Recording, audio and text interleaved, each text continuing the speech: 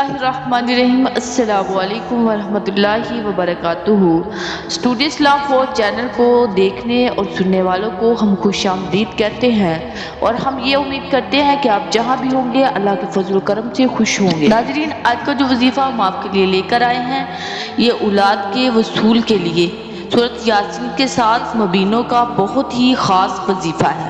हर किसी भाई बहन की कोई हाजत पूरी नहीं होती तो वो इस हाजत को पूरा करना चाहते हैं तो वो जल्द से जल्द ये वजीफ़ा शवाल के महीने में करें। नाज़रीन और सामीन, सूरत यासीन का ये वजीफ़ा करने के लिए आपने इशा की नमाज के बाद अव्वल आखिर 7 मरतबा दुरूद पाक पढ़ना है और इसके दरमियान में 2 नवाफिल अदा करने हैं।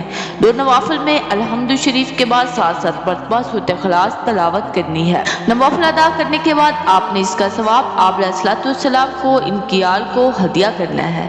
इसके बाद आपने सूरत यासीन को इस तरह तलावत करना है, जब आप सूरत यासीन पढ़े पहली मुबीन पर पहुंचे तो फिर आपने हाथ को उठाकर अल्लाह से अपनी हाजत की दुआ करनी है। इसके बाद आपने यासीन को फिर शुरू से पढ़ना है। दूसरी मुबीन पर पहुंचेंगे तो फिर हाथ को उठाकर दुआ मांगेंगे।